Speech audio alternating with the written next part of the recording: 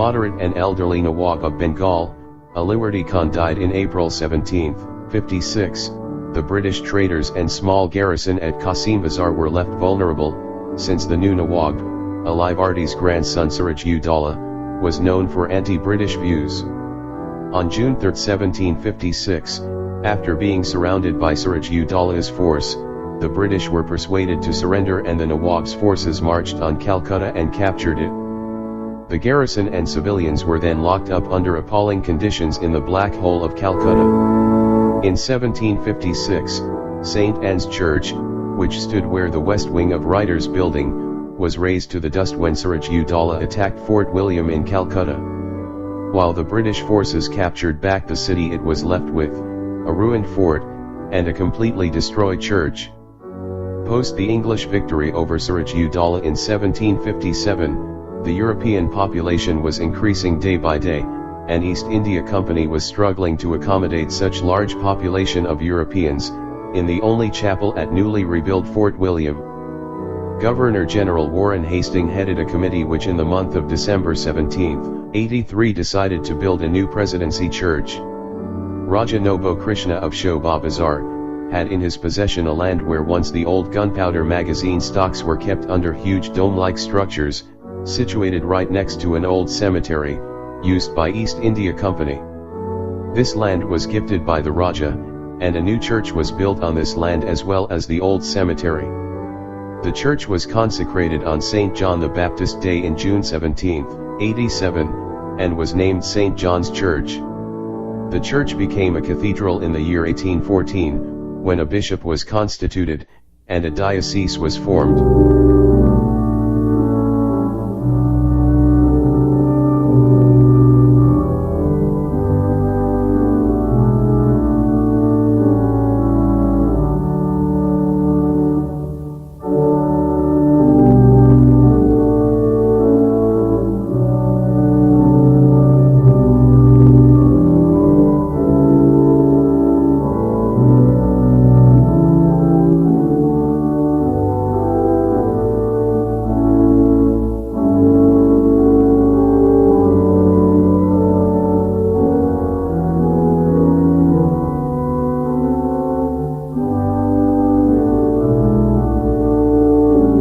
Until 1860s, antiquity of India's traditional art objects, architecture, inscriptions, and texts for most common Indians and Europeans, provided a vast field of varied utilities, collectibles, and curios to be used for reconstruction or to fill European museums and country houses. With the Archaeological Survey of India established in 1861 by Alexander Cunningham, a more orderly system for conserving the past was put in motion.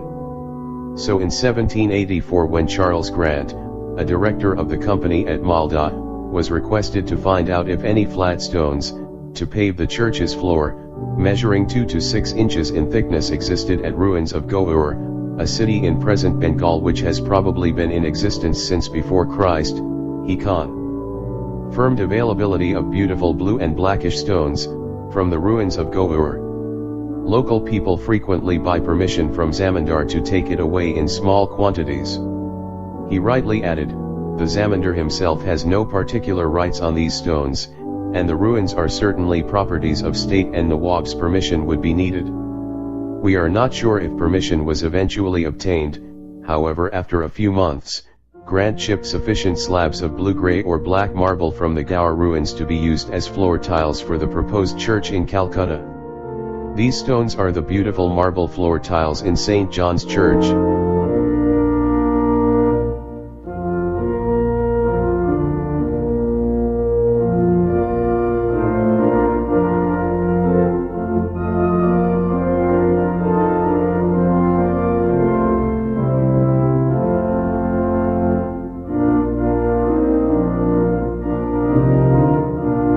The simple, but beautiful stone altar, with the tiled inlay of the 3 ministers, stands on top of 3 steps from the floor.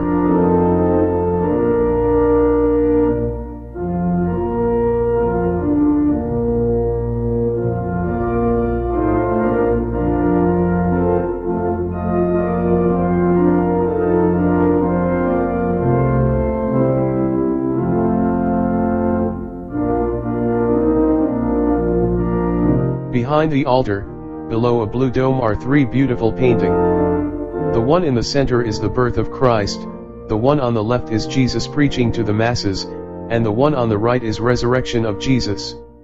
In 1814, on the renewed charter of the East India Company with the Parliament, effected the resolution of appointing first chaplain in India and the East, such as one, who may instruct and teach the people, knowledge of God and faith in Jesus Christ. The name of Dr. Claudius Buchanan, assistant priest in the Old Mission Church, Calcutta, and vice provost of the East India Company's College at Fort William, was suggested.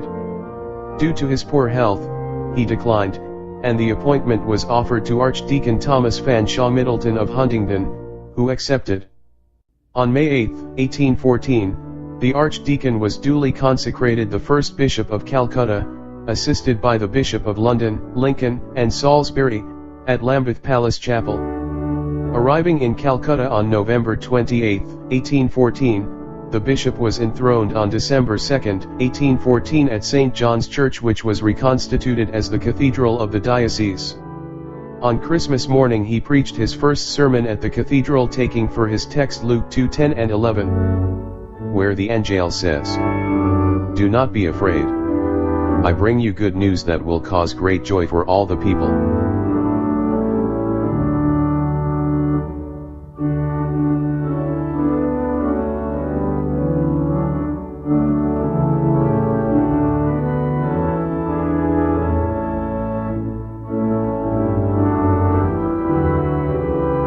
Lord Minto not only aided the enlargement of St. John's Church, but is known for another great act of benevolence.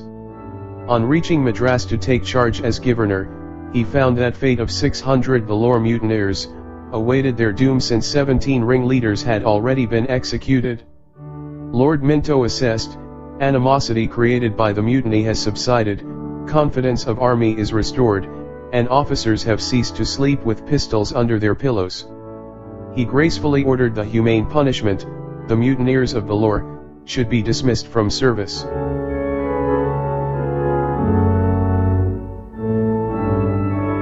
There are arrays of mirrors around the pipe organ. This was done since the organ player sits with his back to the congregation, so he would not be able to see the choir master or the congregation. So with the help of mirrors, he could see the reflection and get the cue to start playing when necessary.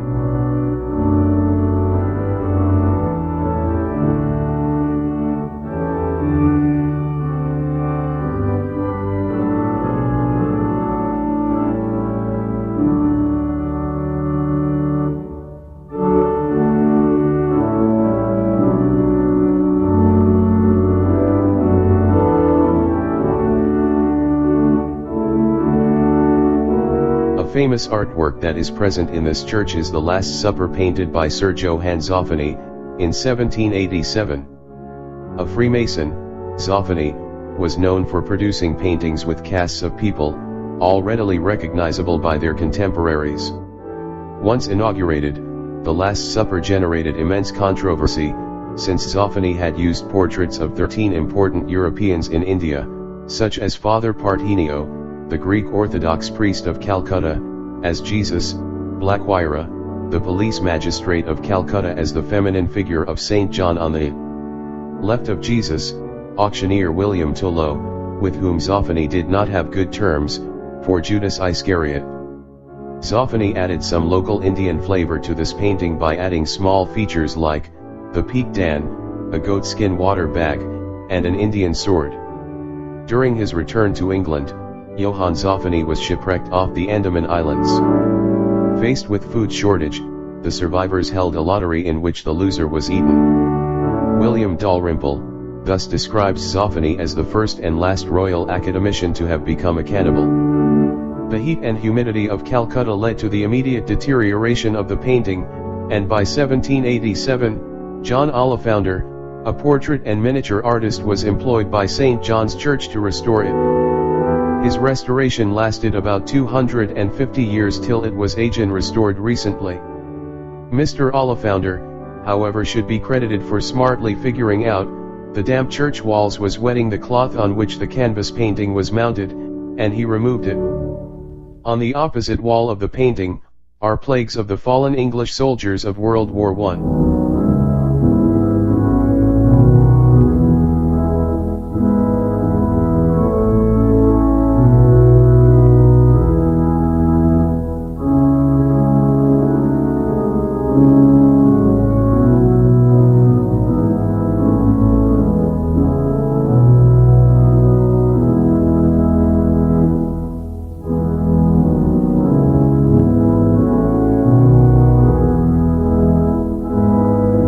On the right side of the main altar, there is another smaller altar, which probably stands on the closed passage, which was used in the beginning for entry to the church.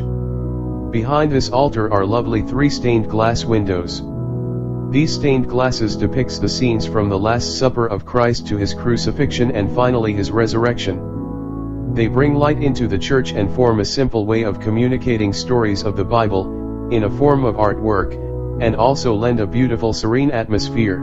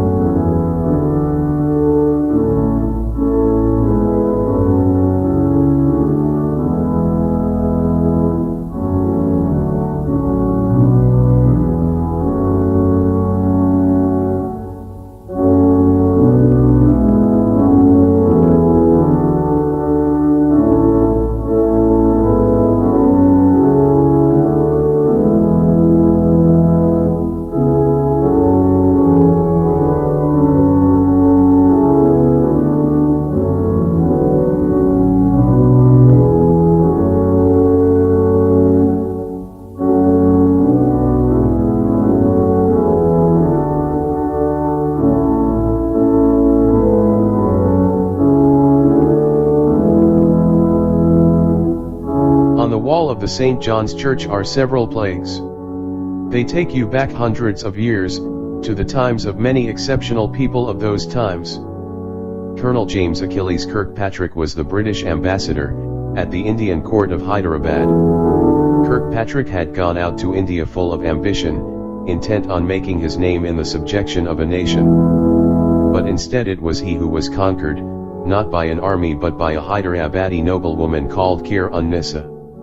In 1800, after falling in love with Khair-un-Nissa, Kirkpatrick not only married her according to Muslim law, and adopted Mughal clothes and ways of living, but had actually converted to Islam. His story has been immortalized in the novel White Mughal by William Dalrymple.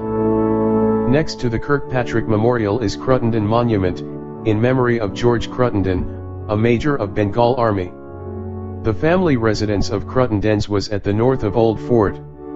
When Siraj ud Dowlah invaded Calcutta in 1756, George's father Edward, a council member, flew to Falta, which was an island then, but now a very busy locality of Kolkata. Michael Cheese, Surgeon General of Fort William, was known for his ever-helping nature. Not only he exerted himself in his profession, but also was known to go beyond the call of duty to help his patients, such as buying medicines for those who cannot afford it.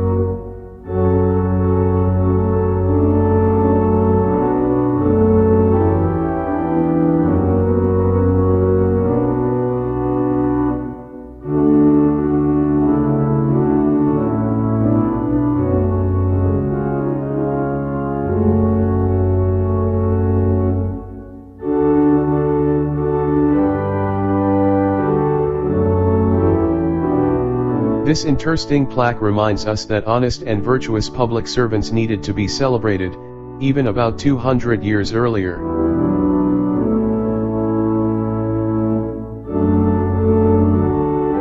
The plaque above Trevor Plowden's, however, brings tears in the eyes.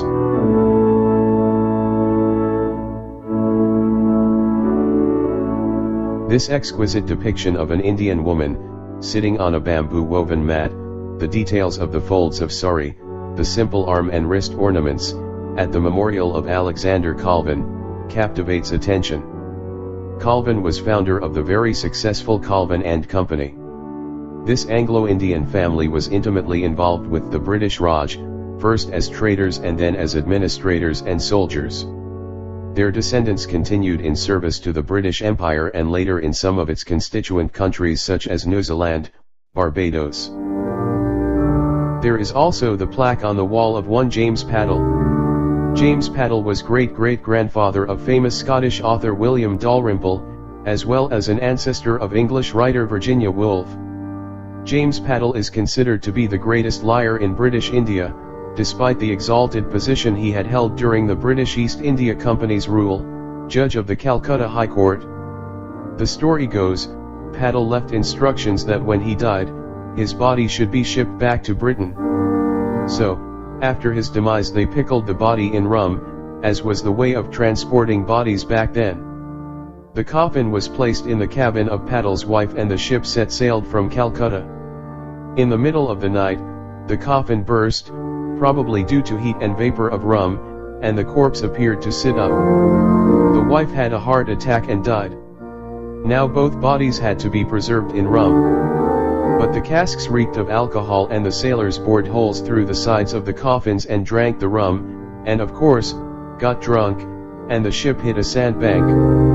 The whole thing exploded, cremating Paddle and his wife in the middle of the Ganges River. Thomas Fanshawe Middleton, first Bishop of Calcutta Diocese, died on 8th of July 1822, due to a heat stroke. He wanted to be buried in the chapel of Bishop's College, but the chapel was not consecrated, thus with a special one-of-a-kind permission from the government, he was buried at the altar of St. John's Church with full state honor and a gun salute from Fort William.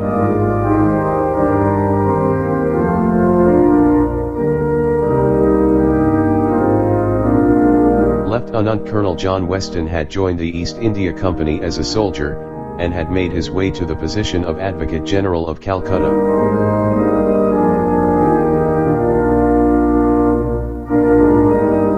Dr. Twining, a medical veteran of the Waterloo, came to Calcutta in 1823 as surgeon to Commander-in-Chief Sir Edward Paget, and joined the Bengal Medical Department a year later. His practice is said to have been huge, though he was still in his early 40s when he died, trying to help someone who had been thrown from a carriage.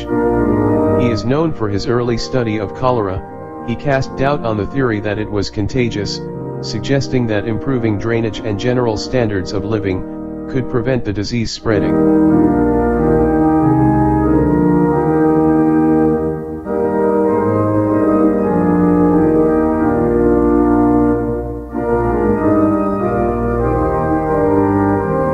This monument from Anglo-Nepalese War in memory of Lieutenant Peter Lawtai, a member of the Corps of Engineers in the Bengal Army who died in Nepal in 1815.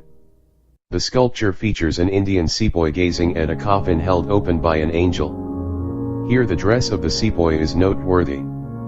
Comprising of an short coat, bandolier, shoulder belt with pockets for cartridges, necklace, drawers exposing the legs and a pair of slippers, the outfit gives a clear Indian touch.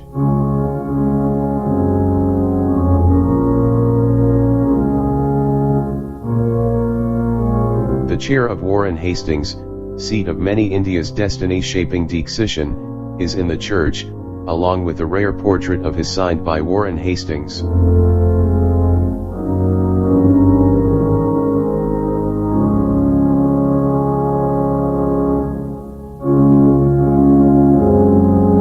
Georgian era-styled mantel clock has survived times, and is still clicking faithfully. Behind it are rare sketches of 18th century St. John's Church and surroundings.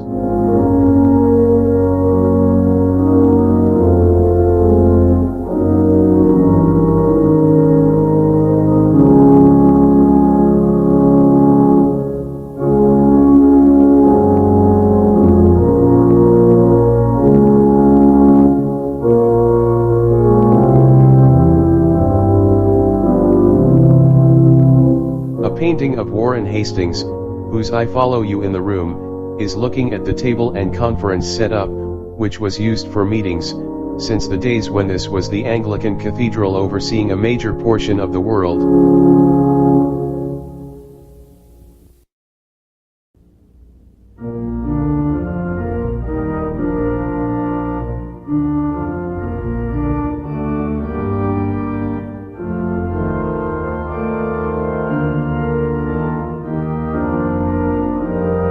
This inlaid marble tomb monument by George Gilbert Scott and John Burney Phillip, which today stands outside St. John's Church, Kolkata, is in memory of Charlotte, Lady Canning, wife of India's first Viceroy, Lord Charles Canning. She died of malaria in 1861.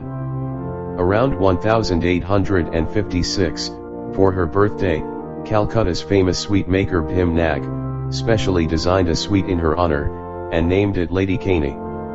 Charles Canning made some significant changes in the way of British policy towards ruling India in the aftermath of the 1857 Sepoy Mutiny. It was Canning's observation that the success of the mutiny was, because entire Indian soldier class fought together, without internal friction and hatred, in spite of the historical animosity between the Hindu and Muslim factions. Therefore, the British should adopt a policy of stoking this hatred and keeping the soldiers divided along religious lines, so the soldiers would no more be united against British. That policy advice and doctrine became sort of standard British policy all the way to India's independence, and was critical in triggering the eventual partition of the nation. Lady Charlotte Canning was in focus of Calcuttans, since she was better known around the world, as perhaps the best known woman artist of India of the time, and perhaps even till now. Some 350 watercolor paintings of her can be seen in Victoria and Albert Museum in London, most of them of scenes and people from India. Most of them are in ink, pencil, pastel, or watercolor wash.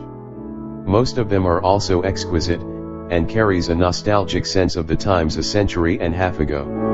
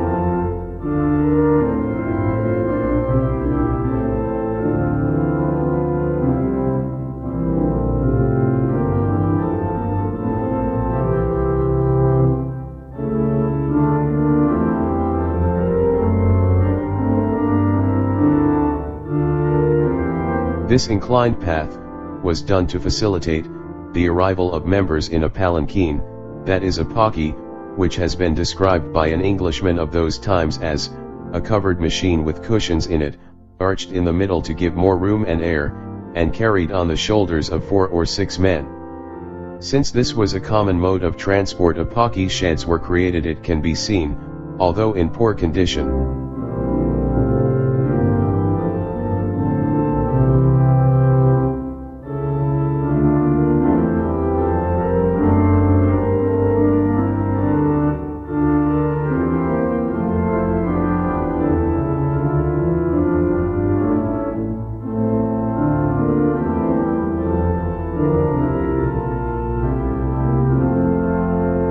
Rohillas, a large diaspora of Pashtuns, who were soldiers in Mughal armies, started creating an area of Rohilkhand, as the Mughal Empire declined. These came in direct conflict with the state of Awadh, as most of these territories belonged to them. This triggered the Rohilla Wars. While their control of Bengal and Madras got consolidated, the East India Company wanted to bring the state of Awadh under their control, and the Rohilla Wars provided the opportunity. The British supported the Nawab of Awadh, and in 1794 the Rohillas were defeated and about 25,000 Rohilla soldiers were executed. Following the war, a Sentopa was constructed in St. John's Church in honor of their fallen British soldiers, though their numbers were very few.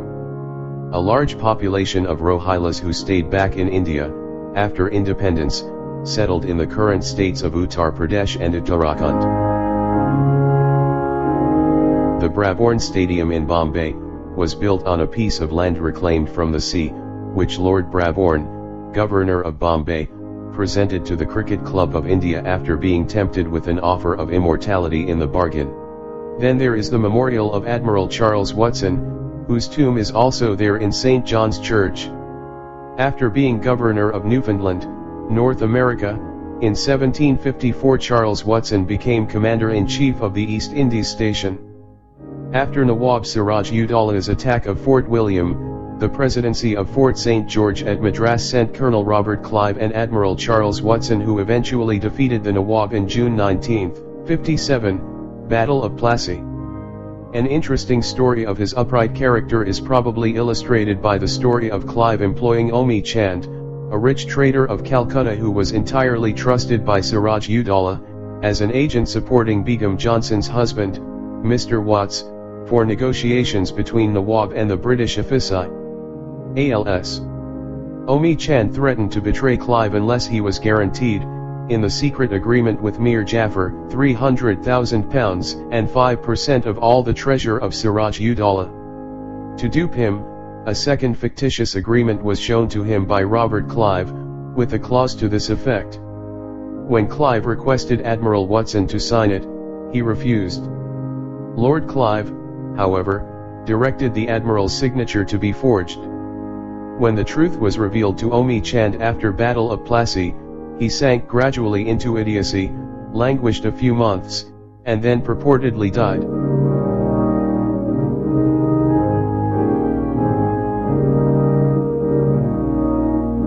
In 1686, Job Charnock, who is accredited as one of the key figures in founding of Calcutta, first came to the village of Sutanudi, which was then active hub of handloom, to establish a factory for British East India Company. The proposition of setting up a factory in Sutanudi drew bitter opposition from the locals. Charnock, who is known to possess a volatile temper, stood aground and successfully set up jurisdiction in 1690 in his third visit to Sutanudi. It is said Charnock celebrated his triumph by marking the occasion with a lavish offering at a local Kali temple. Charnock, his Indian wife, who is believed to have been rescued by Charnock in Putna from the Scythe pyres after her previous husband's death, their children, settled in Sutanudi permanently. Sutanudi along with Gobindapur and Kolkata were bought by the British for a sumptuous amount of rupees 16,000 from the local landlords, and when they died was buried in the cemetery which is now part of St. John's Church.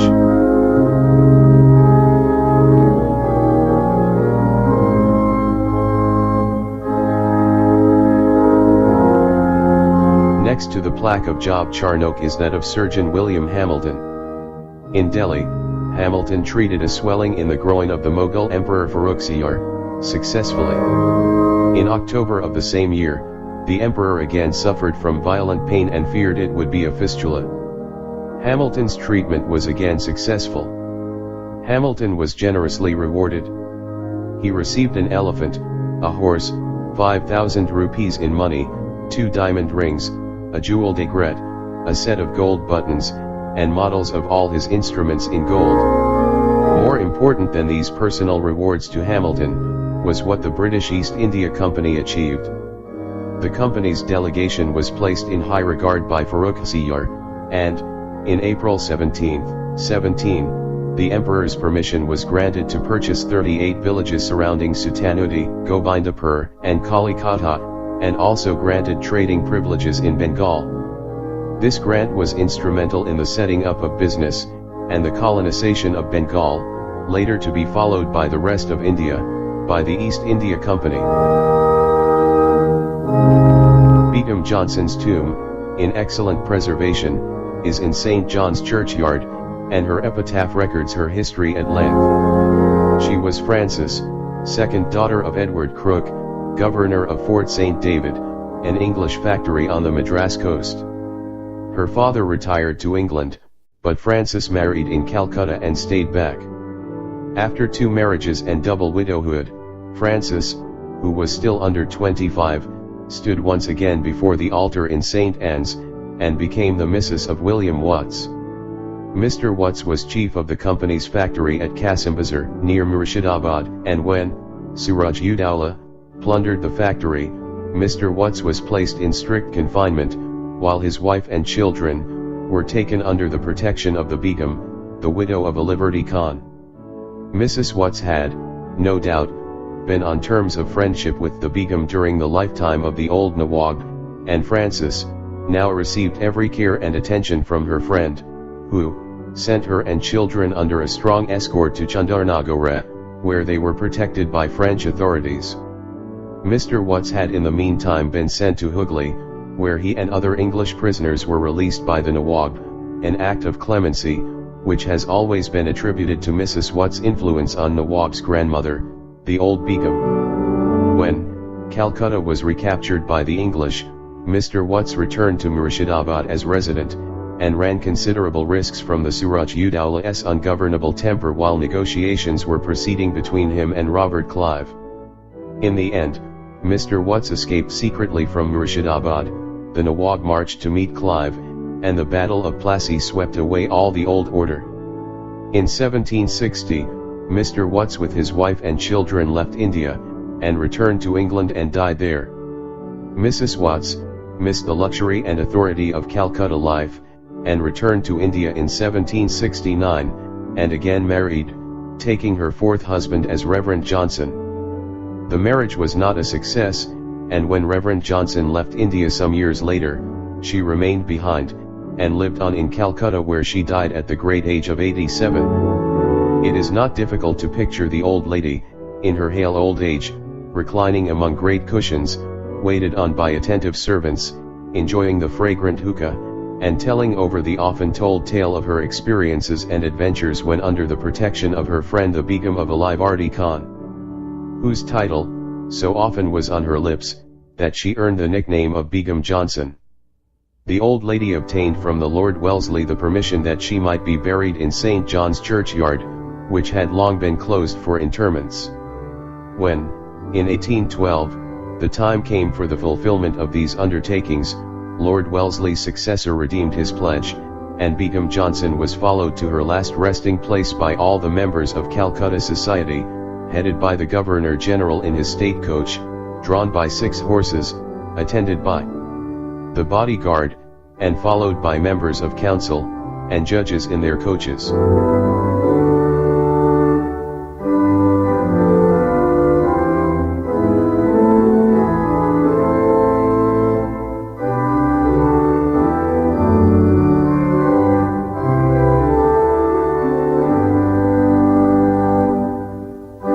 We pray for sustenance of this beautiful St. John's Church.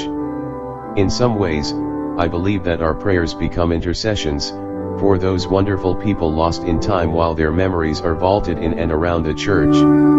Some of us accept co-inherence of all things, meaning that we are all bound up by the Spirit in Christ, and we serve one another even in our anguish and pain, and that our very lives can become prayer for the weariness of others. Today in Jeremiah's words of despondency, we hear the word of God encouraging us. Christ is present in the midst of our own struggles and confusions. Let us not grow weary in well-doing, let us not lose heart in the dark. Rather, let us rejoice in the absolute faithfulness of God, who in working in us and through us to reveal His kingdom.